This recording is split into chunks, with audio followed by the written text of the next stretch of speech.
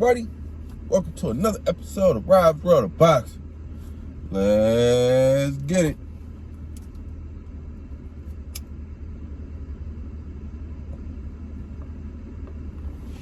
Alright, I want to get to this fight night recap video. Sorry about that. Couple fights. Well, a couple different fight cards. A lot of fights. Alright, let's get to it. The first fight card I want to talk about was Friday, July 15th, 2022. It was in Temecula, California on ESPN/ESPN Plus, 9 p.m. Eastern Time. 9 p.m. Eastern Time. The main event was between Arnold Barboza Jr. and Danielito Zorrilla. Alright, well, let's jump into their undercard. The first fight I want to talk about on their undercard was a 6-round contest of junior featherweight. Junior featherweight is 122 pounds, if you didn't know. It was between Floyd Diaz and Pedro Salone. Floyd Diaz was 5-0 with 5 KOs. Pedro Salone was 3-0 with 1 draw and 1 KO. All right. Fun fact about Floyd Diaz that I didn't know: he still works at Foot Locker in his hometown. He says he's working at Foot Locker so he can stay humble, you know, and keep his feet grounded. No pun intended. But all right, let's jump into the fight. Diaz dropped Salone in the 3rd round with a right-hand hook. Then ended up stopping him later in that round after a barrage of punches, you know, giving Floyd Diaz the TKO win in the 3rd round. Floyd Diaz is nice, man. I really like him. He's a good boxer. He's pretty fundamentally sound. Yeah, man, I really like Floyd Diaz, man. He has a lot of charisma and character in there too, man. Sky's the limit for Floyd Diaz. I feel like Top Rank is pushing him along perfectly. Yeah, and I'm excited for his future, man. Good job, Floyd Diaz. All right, let's get into the next undercard fight I want to talk about. It was an 8-round contest at heavyweight. Heavyweight is the big boys. It was between Stephen Shaw and Bernardo Marquez. Stephen Shaw was 16-0, 12 KOs. Bernardo Marquez was 14-4 with 1 draw, 10 KOs. All right, Shaw said he couldn't afford. Well, he can't afford to get to his trainer down in San Diego from St. Louis. That's, you know, explain the lows, in his career, you know, the valleys, because he don't have enough money to get from St. Louis to, you know, San Diego, man. He said, man, I barely got enough money to make it and survive. How the fuck I'm gonna go to San Diego to go train for boxing? I'm trying to take care of my family. I don't blame you, man. I don't blame you. All right, but let's jump into the fight, man. Shaw dropped Marquez twice in the 1st round before finishing him later in the 1st round. Yeah, man, he was beating his ass all throughout that 1st round. He was hitting him hella hard too. I feel like the ref maybe, you know, could have stopped it a little early, but yeah, he was getting his ass hit pretty hard. So I don't blame the ref for stopping it. But yeah, man, maybe, just maybe, Shaw's trainer need to start flying to him and going to, you know, train with him, man, because this man could probably make you a lot of motherfucking money, man. He looks good, man. Maybe you need to get your ass on that plane and get to this man. Or, man, throw him some plane fare so he can get to you. Yeah, man. Shit, you got to put a little in and get a lot out, man. But, yo, nonetheless, man, good shit from Shaw. I really like Shaw, man. He a problem at heavyweight, boy. He might be a problem. All right, let's get into the next undercard fight I want to talk about. It was a 4-round contest at featherweight. Featherweight is 126 pounds, if you didn't know. It was between Austin Brooks and Victor Servia. Austin Brooks was 6-0 with 2 KOs. Victor Servia was 1-2 with 1 KO. All right. Brooks only had, Austin Brooks, that is, only had 20 amateur fights, but he won 18 out of 20 fights. So, you know, he wasn't a very seasoned amateur, but he was a good one. All right. Brooks actually looked very good, man. He used a lot of feints very well. He was counter-punching his opponent all night, man. You could tell his opponent was overwhelmed. They're not on the same level, man.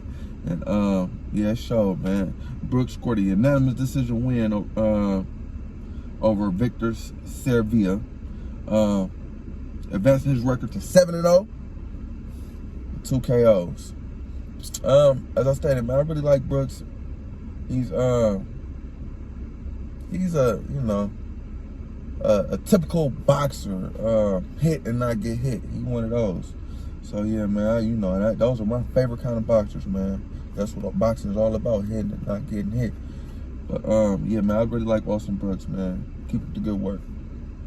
All right, let's get into the next fight on the undercard. I want to highlight, talk about. It was a 6-round contest at heavyweight. Heavyweight is the big boys. It was between Richard Torres Jr. and Robert Cevallo Jr. Richard Torres Jr. was 1-0, 1 KO. Robert Zavala Jr. was 2-1 with 1 draw and 2 KOs. All right, Richard Torres Jr., he's a 2020 U.S. Olympian. He won a silver medal at super heavyweight in the 2020 Olympics. All right, let's get into the fight. It was a quick one, man. It was a quick one. Richard Torres got rid of his opponent 58 seconds into the night, man. Hit Cevallo Jr. with a couple of solid shots for the two solid shots. Bow. And yeah, that was too solid for the referee's liking. And I know I said the Shaw fight that the referee stopped the fight early, but no, that wasn't the fight. This was the fight. Sorry about that, guys. Richard Torres hitting with 2 solid shots, too solid for the referee's liking. So the referee stopped the fight. Maybe, it was an early stoppage, as I said, but no. I feel like it was right on time, man, because he was out on his feet, man. If Richard Torres would have came again, he maybe would have knocked him out cold. So I feel like the ref protected the fighter, from further damage. But yeah, nonetheless, man, a first-round TKO win for Richard Torres Jr., man. Continuing his winning ways, he advances to 2-0 with 2 KOs. His last fight was kind of sloppy. He got cut. This fight was more smooth, polished. I feel like he said last fight he was, was nerves. He was close to his hometown in Fresno. He's from Tulare. It was a lot of, anxiety from it being his first fight. And, he just was, he said he was having like an outer body experience kind of. But this fight, he was a lot more comfortable in this show. But yeah, man, good job, Richard Torres Jr. All right, let's get into the next undercard fight I want to talk about. It was an 8-round contest at lightweight. Lightweight is 135 pounds, if you didn't know. It was between Raymond Mortala and Javier Vaultier. Raymond Mortala was 14-0 with 12 KOs. Vaultier was 16-1 with 8 KOs. Mortala did a good job of boxing, getting his punches up. He dropped his opponent in the 4th round with a left-hand hook, a temple shot. Yeah, man. After that, I thought he was gonna get him out of there, but he didn't. It ended up going to the cards. I feel like Mortala should have went to the body more, man. Maybe if he went to the body more, he could have, got him out of there and wouldn't have, settled for the unanimous decision win. But nonetheless, he got the win, which I stated was a unanimous decision. One with all 3 judges having it 80-71 for your winner, Raymond Mortala. Good job, Mortala, man. Mortala, they call him Danger, man. I feel like, he's not as dangerous as they trying to make him seem. I feel like he's a good boxer and he carries his power well. He don't just, he don't have scary power, but then again, he's not in there just throwing his power. He'll box you and just let his power come, man. But I feel like I need to see a little more from Raymond Mortala, man, against the upper echelon at the weight, man, before I, put him on that pedestal. Yeah, good job, Raymond Mortala. All right, let's get into the main event. It was a 10-round contest at junior welterweight. Junior welterweight is 140 pounds, if you didn't know. Hold on. Let's pick Arnold Barboza Jr. and Danielito Zorrilla. Arnold Barboza Jr. was 26-0, 10 KOs. Danielito Zorrilla, Danielito, yeah, that's his nigga name. Zorrilla was 16-0 with 12 KOs. All right, this is a hometown fight for Barboza Jr., man. He's from down there in San Diego, so yeah, it was close to his home. All right, let's jump into the fight. Well, hold on. Before the fight, they wasn't saying anything positive about Zorrilla, man. I'm like, why they not speaking highly on Zorrilla, man? They kept saying, yeah, Barboza this, Barboza that, Barboza got this kind of power, this kind of speed. But I didn't hear no positives about Zorrilla. I was like, and I had never seen Zorrilla fight before last night. I was like, damn, you know, they kind of throwing some shit on Zorrilla, man. They must know. No Cevallo though, man. But, you know, he was an undefeated fight, you know. But, yeah, man. I was thinking, like, man, was Zorrilla make them pay for disrespecting him like that, man? Yeah. All right, but let's jump into the fight, man. This was the first fight for Barboza in a little over a year. All right. First round, Barboza was doing a good job of boxing. Zorrilla's stances was weird, man. He looked off balance as hell, man, and uncomfortable as hell. Yeah, man, and Barboza was jabbing hell out in the first round. So I get a first round to Barboza. Round two, Barboza dictating tempo of the fight, and Zorrilla was landing a couple of nice counter hooks. But I feel like just because he was dictating the tempo and the pace, I gave the second round as well to Barboza. The third round, Zorrilla counter-punching became a problem for Barboza. He was catching with some nice shit, so I got a third round to Zorrilla. The fourth round, Barboza caught Zorrilla with a nasty uppercut that staggered him, Zorrilla being. And, yeah, but he didn't get the job done. I gave the fourth round to Barboza. All right, the fifth round was a good round for Zorrilla, still catching Barboza with some nice counter punches. So I gave the fifth round to Zorrilla. The sixth round, Barboza was doing a better job of hitting and not getting hit. Gave the sixth round to Barboza. Seventh round, Barboza almost got caught Zorrilla. Oh, my fault. Seventh round, Barboza almost got Zorrilla out of there, man. With a barrage of punches, but Zorrilla withstood the onslaught. Yeah, but I still gave the seventh round to Barboza. The eighth round, Barboza started to pour it on, man. I gave the eighth round to Barboza. Ninth round, Zorrilla caught Barboza at the end of the round, but it wasn't enough to steal a round, in my opinion. So I gave the ninth round to Barboza as well. The 10th round, Zorrilla almost dropped Barboza. In that round, man, Barboza barely survived, man. If it was a 12-round fight, I feel like Zorrilla could have got Barboza out of there, man, because all Zorrilla was doing all night was cocking that right hand, man. Cocking the right hand. He wasn't throwing the jab, or he wasn't doing anything. He was just cocking the right hand. And in the 10th round, he was hitting him all throughout the fight, but in the 10th round, he finally hit him, and it's, you know, caught up with him. And I feel like if it was 2 more rounds, he would have been out of there. All right, but nonetheless, man, Barboza won a unanimous decision, man. One judge having it 98-92, and the other 2 judges having it 97-93 for your winner, Arnold Barboza Jr., man. He advanced to 27-0. I feel like Barboza cool, man. He could compete for the top spot at 140. You know, 140 wide open in my opinion. But he needs to work on little things.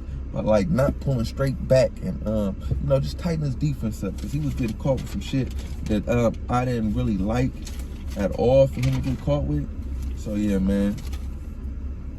But nonetheless, man, it was a good card for ESPN. It's always good cards for ESPN, man. Bob Arum knows what he's doing and Top Rank, those guys.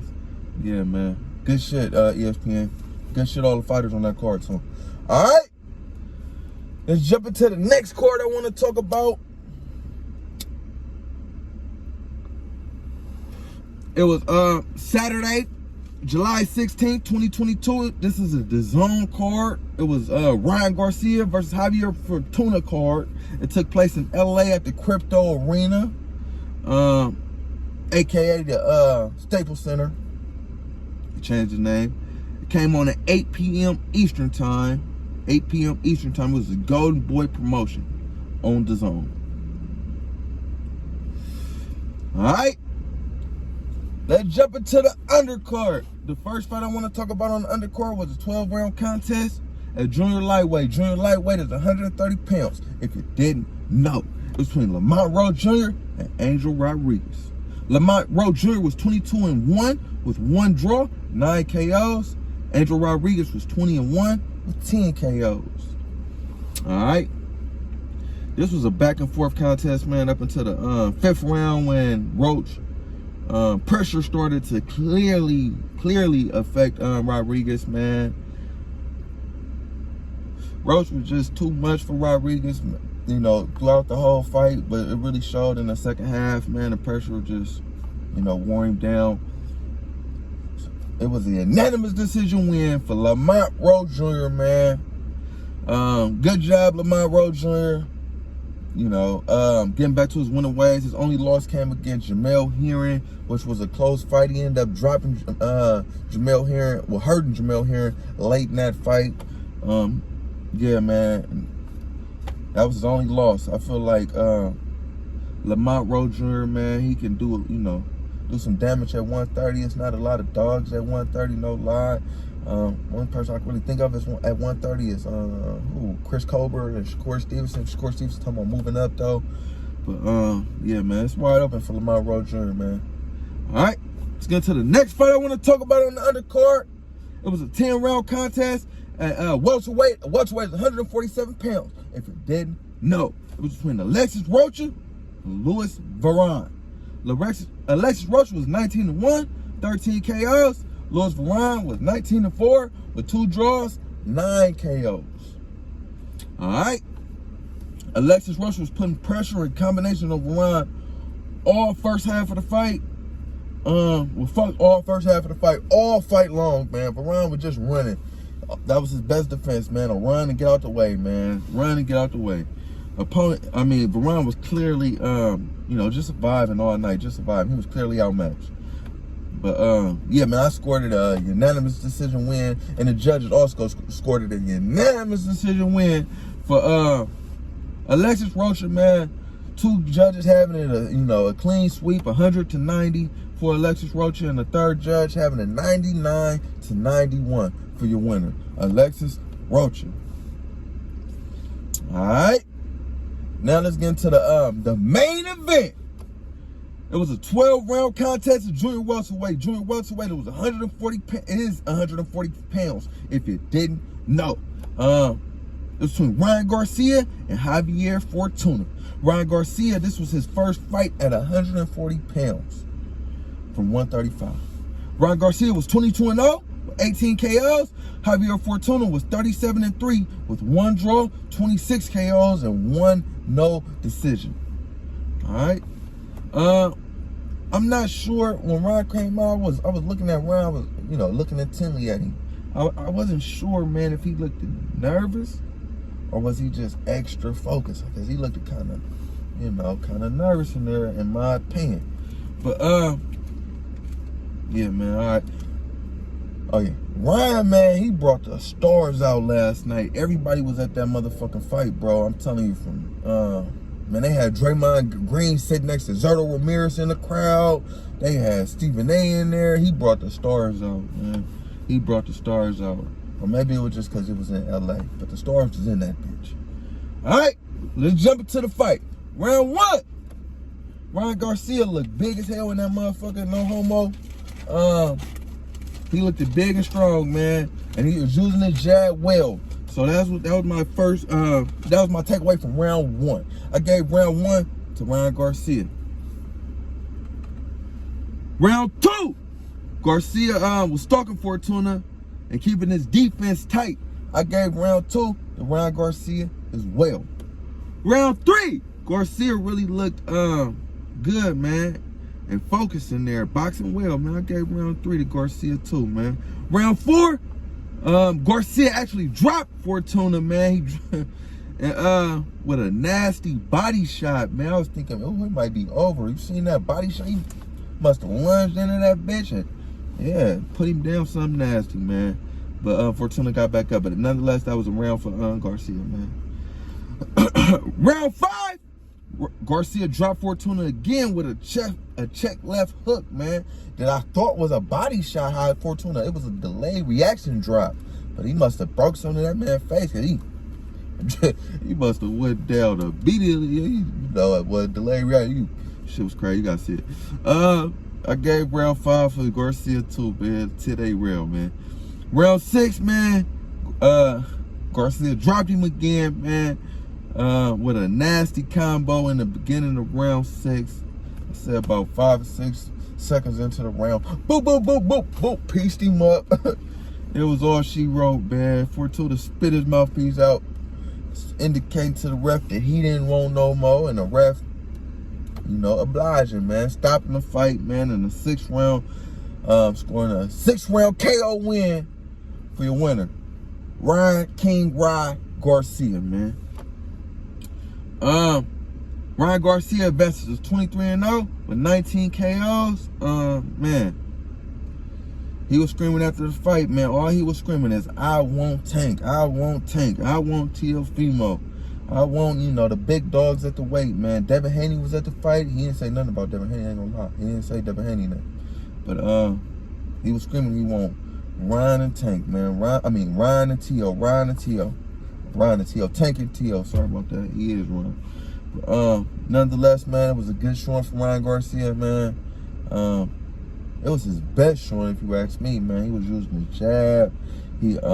Ryan, he got a nasty hook, man.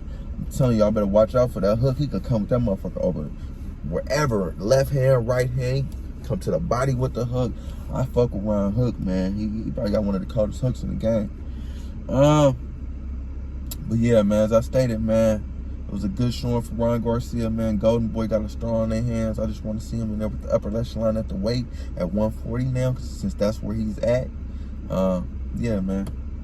The sky's the limit for Ryan Garcia, man.